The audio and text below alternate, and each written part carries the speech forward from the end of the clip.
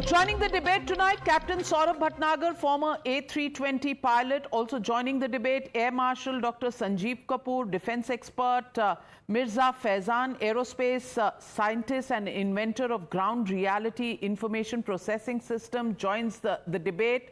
YN Sharma, CEO of Chimes Aviation, on the show tonight with Saj Ahmed, Chief Analyst at Strategic Aero Research. Also joining the debate tonight are Avantika Shetty, actor, Dr. Anand Ranganathan, author, to whom my first question goes. Dr. Anand Ranganathan, are you any wiser after seeing the report and the many versions that we've seen from the various international players involved in this issue? How they have used this report that sits right on the fence, and if there was a definition of sitting on the fence requirement to define an air crash, then this report does it fantastically, because it gives a clean chit to Boeing, it gives a clean chit to GE, the engine manufacturer, and it gives a clean chit on the maintenance record to Air India. The only question mark is on the pilots, and they don't even put out the entire conversation that is recorded in the black box. As a passenger who would have used airlines on several occasions, are you satisfied with this report? Does it increase your confidence levels? Good evening, Navika, and good evening to my fellow panelists. Most, if not all of them, are experts. I speak purely as a layman out here and a concerned citizen. You asked me, Navika, am I any the wiser? Yes, I am a little bit wiser about the shameless way in which news organizations of foreign countries can peddle fake news and fake narrative. What has happened, the kind of news that has been peddled based on selective highlighting of this report, which is interim, by the way, is nothing short of defamatory. And our government and I suppose the Pilot Association should be free to sue the pants of BBC and other organizations that are peddling this fake news. And I want to thank you for standing up for India and for pilots and for objectivity at this terrible time.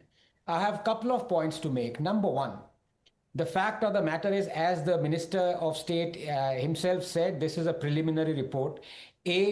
Why did the committee that sat and made this report have people who had conflict of interest, i.e. they were either from the Boeing or from other companies that had an interest in the particular plane or the Dreamliner? That is a direct conflict of interest. They should not have been there. Number two, if we go by the word of DGCA, you are absolutely right. In fact, let me now quote verbatim in the interest of furthering the objectivity that you began.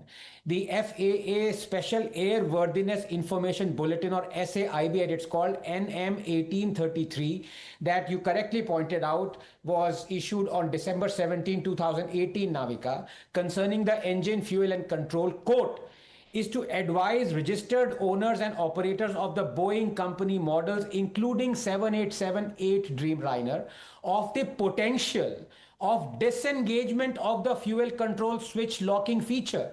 The Boeing company received report from operators that the fuel control switches were installed with the locking feature disengaged. The fuel control switches or engine start switches are installed on the control stand in the flight deck and used by the pilot to supply or cut off fuel to the engines.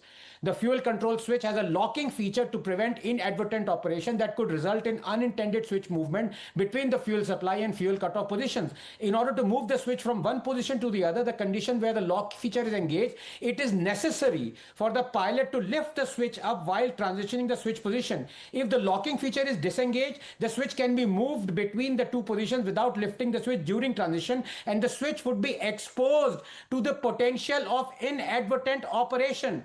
Inadvertent operation of the switch could result in unintended consequence, such as an in-flight engine shutdown.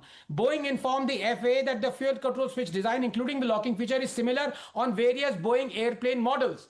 Now, the fact of the matter is 7 years ago when the FAA put out this bulletin, what did the DGCA do? What did the Boeing do? Are all the switches of all the planes of Boeing, including the Dreamliner, inspected to their airworthiness? That is question number one. Question number two, when you clearly point out in the report that one of the pilots, I don't know which one, the senior or the junior, asked, why did you put the switch to the cutoff? And the other pilot said, no, I did not.